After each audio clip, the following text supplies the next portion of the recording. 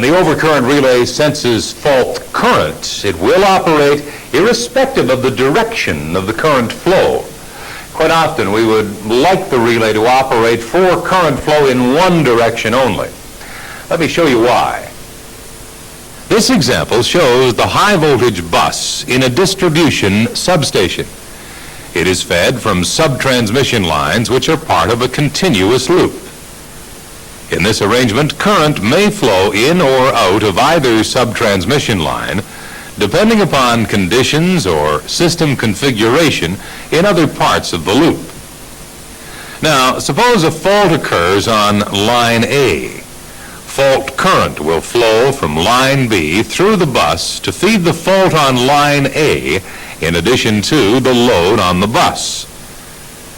The overcurrent relay on line A will sense the overcurrent situation and begin to operate according to its inverse time characteristic. But the current in line B has also increased to feed the fault. Therefore, its own overcurrent relay will also sense the high level current and commence the tripping process. In fact, line B is also feeding the distribution load and therefore passes greater current than A. If the B relay trips out line B, the substation is left without any power supply at all. We can avoid this by using directional overcurrent relays, device number 67.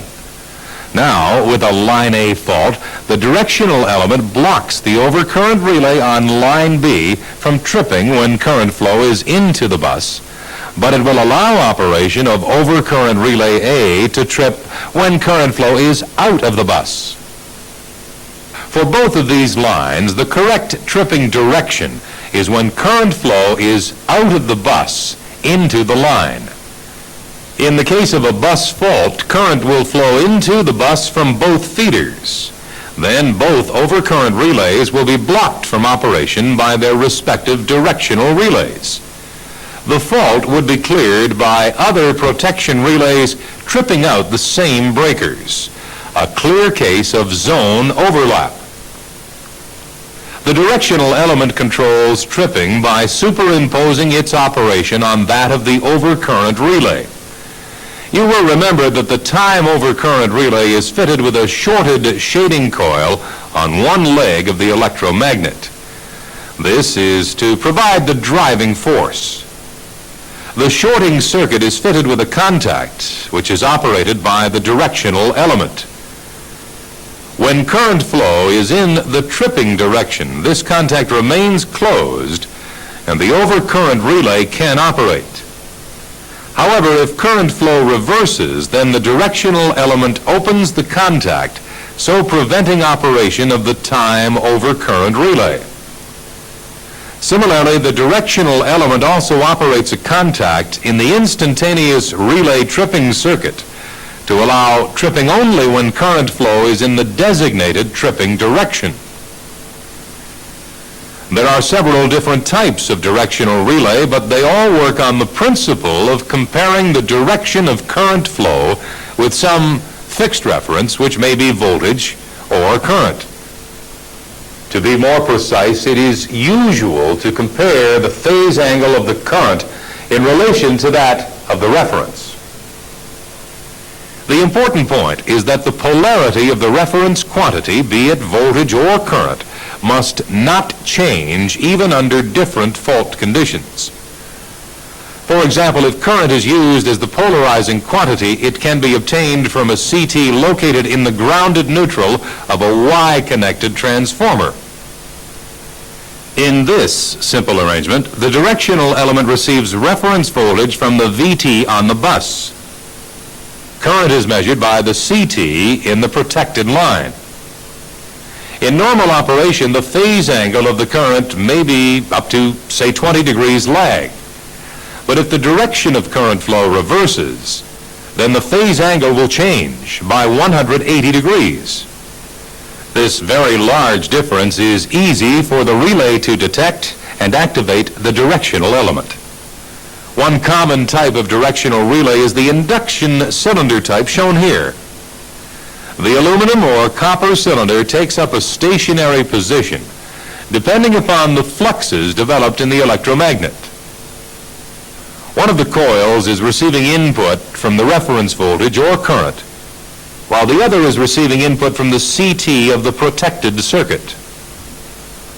When current flow is in the selected non-tripping direction, the two fluxes set up the cylinder so that its contacts block operation. Now, if the flow of primary current reverses, then the aluminum cylinder will immediately take up a new position. Its contacts will now allow rotation of the time over current disk, and the relay can operate. It will also close the permissive contact in the instantaneous relay tripping circuit. This constitutes directional control of the overcurrent relay. Of course, there are various other methods for achieving the same result, but the concept is the same. When current flows in the tripping direction, the directional element allows the overcurrent relay to operate. When current flows in the opposite direction, that is the non-tripping direction, then the directional relay will prevent operation of the overcurrent relays, both time overcurrent and instantaneous. Obviously, the actual tripping and blocking directions can be reversed by simply changing the polarity of the connections. In this particular relay that we've been looking at, the instantaneous overcurrent element is of a different type to that discussed in the previous segment. It works on the induction cup principle and is in fact quite similar to the directional unit. The secondary current from the CT is passed through these electromagnetic windings. A capacitor is wired into the circuit of one of the coils so as to provide a phase difference between the two fluxes and in turn produce turning motion on the cylinder. The spring restrains movement of the cylinder. However, as soon as the current flowing through the coils increases above the set pickup value, then the induction cylinder will rotate and close its trip contacts. In this unit, only a few millimeters of rotation are required so that the tripping times are extremely short, about 20 milliseconds. Clearly, the directional element plays a very important part in coordination and selectivity of the system protection schemes. We'll be talking a lot more about application of these relays in future tapes.